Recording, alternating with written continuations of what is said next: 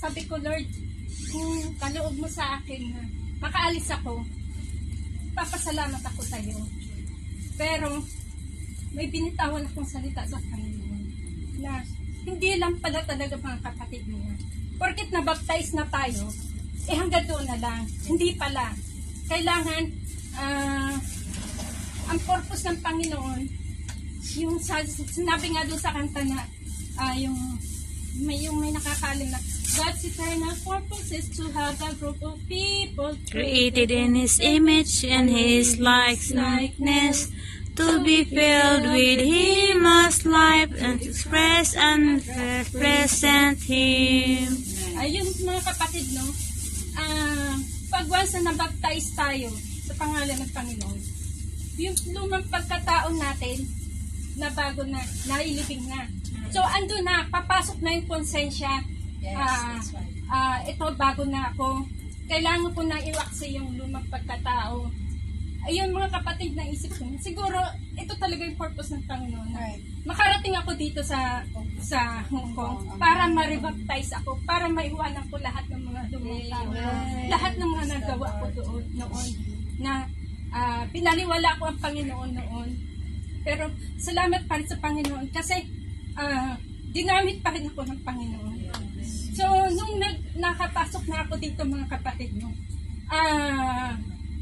patotoo ko lang kasi sa experience ko sa Panginoon na itong kapitbahay ko, minsan lang kami magkita niyan, hindi pa kami nag-uusap. And then, yung time na nag-a-apply ako, nalaman ko na nag-a-apply din siya. Sabi ko, bakit di mo try doon sa tara sa agency, isasama kita, mag-apply ka doon. I-refer kita, sabi ko. So, yun pala mga kapatid, nakaalis ako ng Hong Kong, pati siya nakaalis. Amen. Yun pala ang way ng Panginoon para ma-save din yung kapitbahay ko. Amen. Kasi hindi ko siya na-preach na gospel. Hindi ko talaga siya na-preach ng gospel. Hindi kami nag-usap niyan. Magkikita lang kami niyan, ganyan lang. Ganyan na, ano lang. Kasi busy siya, ako naman, busy din sa buhay, siya busy sa work. So, hindi ko talaga siya na-preach ng gospel ever since. Amen. Kapitbahay ko na siya, ha. So, nung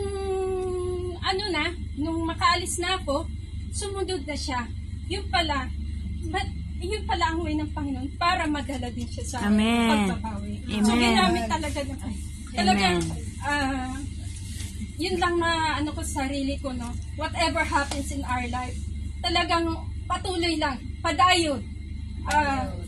Kailangan ng Panginoon na ma-express natin siya. Yes. Kailangan natin na maisambuhay natin siya. Mahirap man gawin, pero yun ang hilingin natin sa Panginoon. Amen. Salamat sa Panginoon na ayak. Amen. Yun lang. Salamat sa Panginoon sa lahat ng karanasan niya, sa lahat ng karanasan na naranasan ko. Hindi pa rin tayo pinababayaan talaga ng Panginoon. Talagang patuloy pa rin siyang gumagawa sa atin. Kahit gaano pa yung mga pagkukulang natin sa Kanya. Basta magpatuloy lang talaga mga kapatid. Yun, salamat sa Panginoon. Amen.